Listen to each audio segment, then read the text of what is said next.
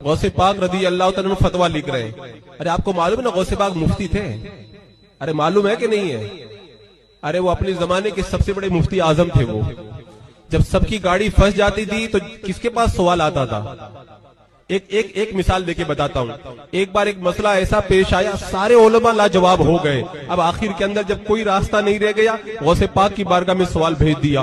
سوال یہ تھا، ایک آدمی نے قسم کھائی ہے میں ایسی نیکی کروں جو نیکی اس وقت پوری زمین پر کوئی نہ کر رہا ہو، اگر میں ایسا نہ کروں تو میری بیوی کو 3 طلاق. اب علماء کہہ رہے کیا کرے؟ اگر یہ قرآن پڑھے گا تو کوئی اور قرآن پڑھ رہا ہوگا، یہ نماز پڑھے گا تو کوئی اور بھی نماز پڑھ رہا ہوگا، اگر یہ تسبیح پڑھے گا کوئی اور تسبیح پڑھ رہا ہوگا، یہ صدقہ کرے گا کوئی اور بھی تو صدقہ کر رہا ہوگا، یہ حج کرے گا عمرہ کرے گا کوئی اور بھی تو کر رہا ہوگا. کوئی جواب نہیں، طلاق تو پڑی جائے گی. غوث پاک کی بارگاہ میں جب سوال آیا، قلم اٹھایا اور فوراً جواب لکھا. اس سے کہو فوراً مکہ المکرمہ میں چلا جائے اور خانہ کعبہ کا جہاں پہ طواف کیا جاتا ہے اس مطاف کو خالی کروا دے اور خانہ کعبہ کا طواف کرے. پوری روئے زمین پر کوئی اور کعبہ ہے نہیں. جب یہ طواف کرے گا یہ ایسی نیکی ہوگی جو زمین پہ کوئی نہیں کر رہا ہوگا. اس کی قسم پوری ہو جائے گی، بیوی پہ طلاق نہیں پڑے گی.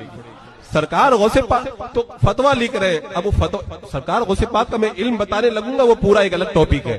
یہ میں جو بتا رہا ہوں ان سب ٹاپک پر الگ الگ میری تقریریں موجود ہیں، آپ حضرات یوٹیوب پہ جا کر کے سن سکتے ہیں. اب سرکار غوث پاک کا میں خالی اخلاق اور مریدوں سے پیار بتا رہا ہوں. لکھ رہے فتویٰ.